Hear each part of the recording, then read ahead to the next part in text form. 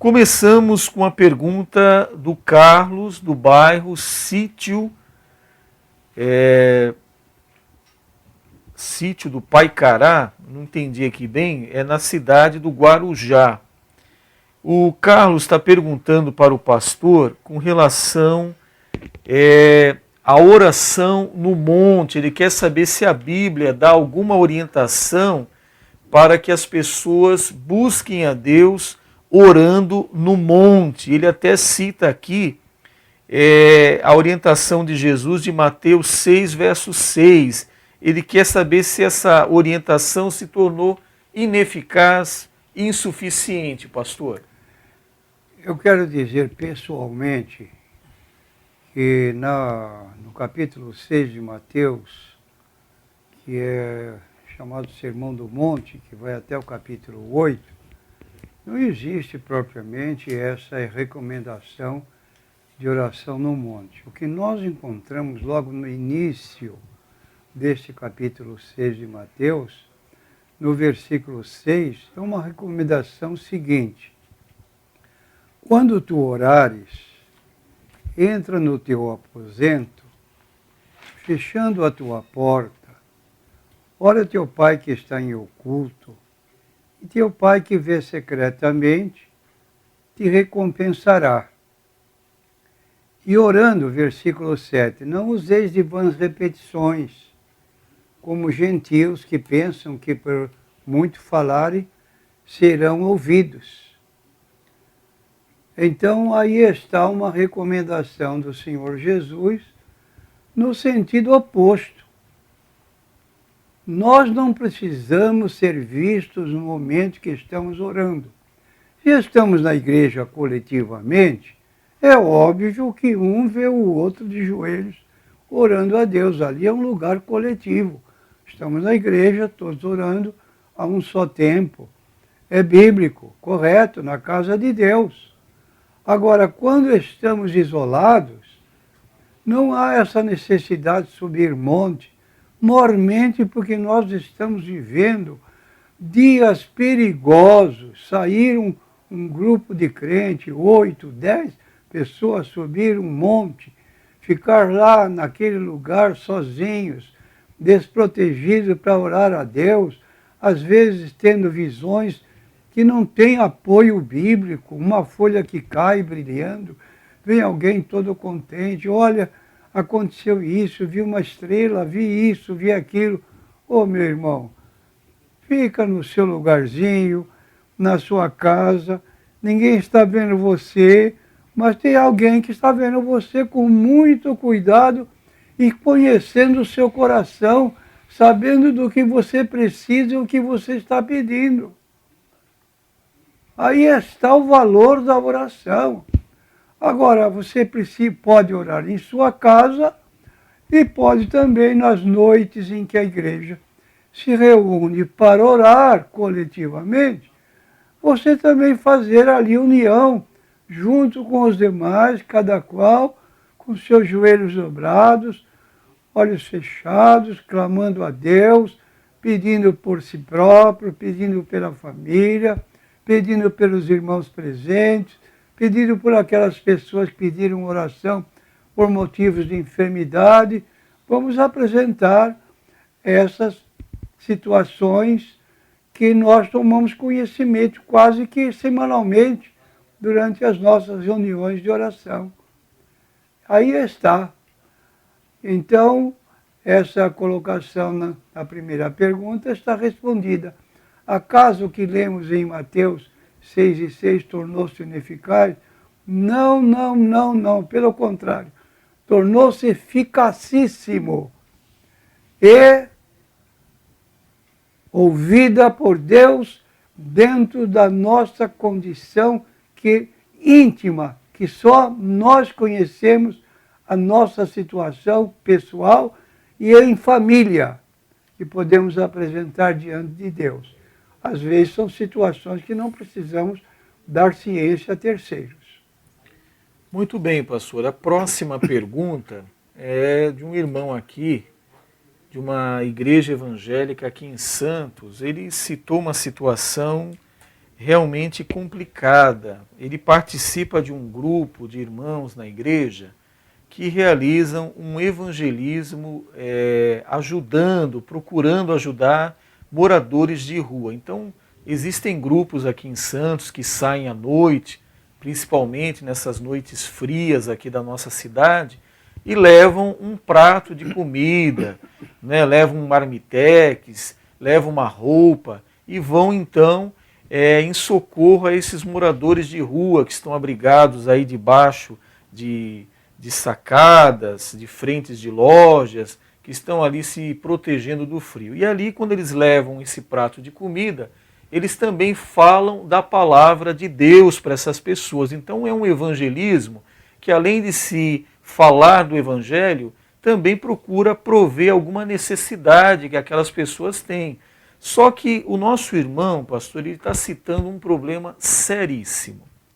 Diz lá que a líder do grupo está aceitando agora que duas pessoas não crentes, e o que é mais grave ainda, que pertencem ao espiritismo, frequentam, são adeptas do espiritismo, venham se juntar a esse grupo de evangélicos para fazerem esse trabalho de evangelismo nas ruas, atendendo essas pessoas. Então o nosso irmão, ele não aceita tal coisa, pede para o Senhor falar a respeito se é possível duas pessoas não crentes, que não professam a mesma fé que eles, e ainda pior, creem no Espiritismo, estejam se juntando a esse grupo de evangélicos para realizarem esse trabalho. É possível, pastor? Não, incompatível. Amós, capítulo 3, versículo 3. Poderão dois andar juntos se não estiverem de acordo? Lucas, capítulo 16, versículo 13. Não podemos servir a dois senhores. Ser cristão e, ao mesmo tempo, praticar o espiritismo é uma forma dupla de dois senhores. E 2 Coríntios, capítulo 6, versículo 14, que comunhão tem a luz com as trevas? Agora, o ensino da Bíblia no que concerne a nossa forma de evangelizar, podemos tirar do capítulo 18 de Deuteronômio. Quando o povo de Israel estava saindo do cativeiro, estava entrando na terra de Canaã, prometida por Deus, Deus teve aquela atenção de poder recomendar a Josué, que era o líder do povo, o seguinte: vou ler para que os nossos ouvintes possam ter noção da situação. Repetindo, Deuteronômio, capítulo 18, versículo 9 em diante. Quando entrares na terra que o Senhor teu Deus te der, não aprenderás a fazer conforme as abominações daquelas nações. Entre ti se não achará quem faça passar pelo fogo o seu filho ou a sua filha, nem adivinhador, nem prognosticador, nem agoureiro, nem feiticeiro, nem encantador de encantamentos, nem quem consulte um espírito adivinhante, nem mágico e nem quem consulte os mortos. Pois todo aquele que faz tal coisa é abominação ao Senhor. E por estas abominações o Senhor teu Deus as lança fora de diante dele. Versículo 13. Perfeito serás como o Senhor teu Deus, porque estas nações que has de possuir ouvem os prognosticadores, adivinhadores, porém a ti, o Senhor teu Deus, não permitiu tal coisa. Taxativamente fora. E eu recomendo a estas nossas irmãs, aceitando a sinceridade delas no campo da evangelização, que estão agindo contrariamente aos princípios da Bíblia. E esse irmão que nos ligou está correto na sua observação. É pessoa que zela pela doutrina, pelo ensino da palavra de Deus. Muito bem, pastor. Já que falamos agora sobre o Espiritismo, e nós sabemos que o Espiritismo fala da evocação de espíritos, da suposta comunicação de vivos com mortos, o que a Bíblia também ensina que é impossível que aconteça, mas estão aí os médiuns, estão aí os centros espíritas falando dessa suposta comunicação. E tem uma outra doutrina que é a que mais caracteriza o Espiritismo, que é a da reencarnação. Então eu queria citar aqui para o senhor, pastor, um texto da Bíblia, e eu queria que o senhor nos ajudasse a entender melhor, porque os espíritas usam, por exemplo, o texto de João, capítulo 3, do verso 1 ao verso 8, naquele diálogo tão conhecido do Senhor Jesus com Nicodemos. Eles alegam que ali, nesse texto, quando o Senhor Jesus está dizendo que era necessário nascer de novo, falando a Nicodemos, ali se refere ao ensino de Jesus sobre a reencarnação, pastor. Tem cabimento esse tipo de ensino dado pelos espíritas, falando que nesse texto de João 3:1, Jesus ensinou a reencarnação? Olha, isso é uma aberração. Pessoas entendidas como Allan Kardec, sucessor, Leon Denis, afirmar que a Bíblia ensina isso, isso aí é inadmissível. Não são pessoas incultas, são pessoas que estudaram lá na França, etc. Os reencarnacionistas enfatizam apenas o versículo número 3, mas o contexto mostra que Jesus não está ensinando a reencarnação. E no contexto, Jesus está ensinando sobre a regeneração, ou seja, uma novidade de vida nesta mesma vida, como nós lemos em 2 Coríntios 5:17. Porque aqueles que estão em Cristo, é uma nova criatura são. As coisas velhas passaram, tudo se fez novo. Nós temos aí uma segunda passagem, Romanos capítulo 7, versículo 6. É uma leitura superficial da Bíblia para encontrar apoio para uma doutrina que não tem apoio na Bíblia Sagrada. A Bíblia fala de regeneração, não reencarnação. Romanos 7:6. Mas agora estamos livres da lei, pois morremos para aquilo em que estávamos retidos, para que sirvamos em novidade de espírito e não na velhice da letra. Aí. Agora, mais um texto, Romanos 8, versículo 1. Portanto, agora nenhuma condenação há para os que estão em Cristo Jesus, que não andam segundo a carne, mas segundo o Espírito. Está vendo? Então, aí, segundo o Espírito, significa andar dirigido pelo Espírito Santo. Isso é bíblico. Os que são guiados pelo Espírito Santo são filhos de Deus. Está claro na Bíblia Sagrada. E temos ainda, se quisermos, Gálatas 6, versículo 15. Gálatas, capítulo 6, verso 15. Porque em Cristo Jesus, nem a circuncisão, nem a incircuncisão tem virtude alguma, mas sim o ser uma nova criatura. Nova criatura é a mudança interior da pessoa. A mesma pessoa passa por uma mudança porque ela vai colocar a sua vida em concordância com a Bíblia Sagrada. E a Bíblia não usa essa terminologia de reencarnação.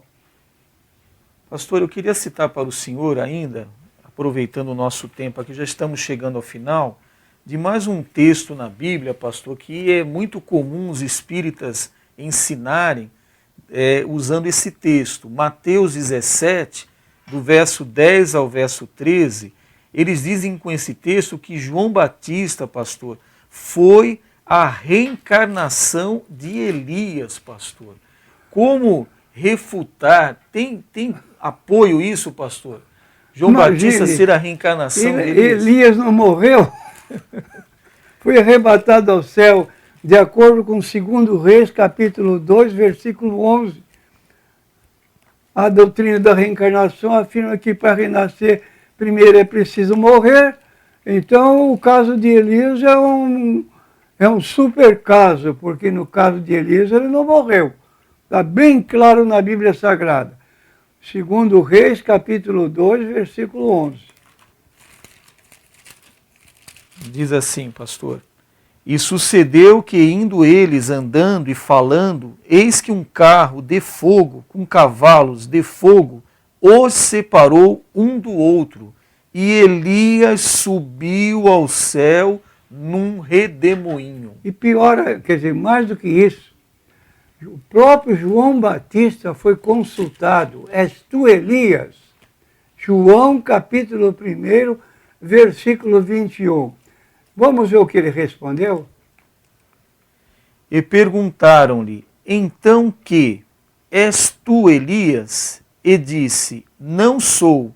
És tu profeta? E respondeu: não. Aí.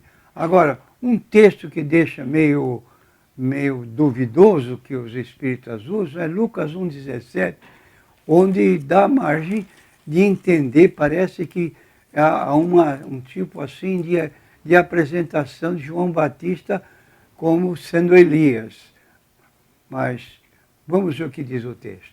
E irá diante dele no espírito e virtude de Elias, Então, para converter os corações dos pais aos filhos e os rebeldes à prudência dos justos, com o fim de preparar ao Senhor um povo bem disposto. aí, não que ele seja, mas que ele agiu numa função paralela a Elias. Características próprias do profeta Elias, não foi, pastor? Elias, ele foi perseguido pela esposa de Acabe, chamada Jezabel. E Elias e João Batista também foi perseguido por Salomé, a mulher com que Herodes estava adulterando, não é isso, pastor? E mais um texto ainda em Mateus 17,3, no Monte da Transfiguração, João Batista já havia morrido. Mas a visão que os discípulos têm é de Jesus conversando com Moisés e Elias. E eis que lhes apareceram Moisés e Elias falando Então, com Elias eles. foi arrebatado para o céu, logo estava vivo. João Batista Já tinha morrido. já tinha morrido. Ora, a doutrina espírita afirma que o espírito sempre aparece com a imagem da última encarnação. Portanto, se a reencarnação existisse, teriam que ver Moisés e João Batista. Mas não foi o que aconteceu. De modo que, à luz da Bíblia Sagrada, não há base para essa reivindicação. E eu quero aproveitar o ensejo aqui para dizer que o nosso querido Brasil, a maioria do povo brasileiro, por tradição, é católica. E, infelizmente, os católicos, na sua colocação, às vezes, se dizem católicos por tradição. Não conhecem realmente o catolicismo dentro das suas doutrinas peculiares. E o que ocorre, então? Que um católico tem facilidade de se colocar ao mesmo tempo como católico e espírita. Vai tanto a um lado como o outro e aceita uma posição como a outra. Porque falta de conhecimento bíblico da própria religião que ele diz seguir. Se ele fosse realmente católico, ele não podia ser espírita. E se ele fosse espírita, não podia ser católico. Mas há uma mistura de tradição que leva a um tempo só, como uma pessoa tendo duas crenças antagônicas. Seria uma espécie do sincretismo, pastor? É sincretismo religioso que nós chamamos. Como na região do Nordeste, lá existe aquela cerimônia do lava-pés, e ali nós vemos que naquelas escadarias se reúnem tanto a parte dos espíritas, como também dos católicos juntos ali numa mesma comemoração religiosa que eles fazem ali, não é, pastor? E outra coisa mais, hein? A doutrina da reencarnação aparece também apresentada em Jó 1:21. Vamos ver e vamos ver a resposta bíblica. Aí os espíritas dizem, pastor, que Jó tinha a esperança de reencarnar. Olha só o texto que eles estão usando, pastor. E disse, nu saí do ventre de minha mãe e nu tornarei para lá. O Senhor o deu e o Senhor o tomou, bendito seja o nome do Senhor. Jó, em algum momento, pastor, ele estava tendo esperança de reencarnar quando falou isso, pastor? A doutrina da reencarnação não ensina que o espírito volta para o ventre da própria mãe. Mas foi isso que Jó disse. E a expressão sair do ventre de minha mãe era entendida como ter vindo do pó da terra. Gênesis 3:19. Um exemplo desse paralelismo está no Salmo 139, versículo 15, no qual Davi declara ter sido formado nas profundezas da terra e não no ventre da sua mãe. Claro que ele estava sendo alegórico. Ele não saiu do ventre da terra. Ele saiu do ventre da sua mãe.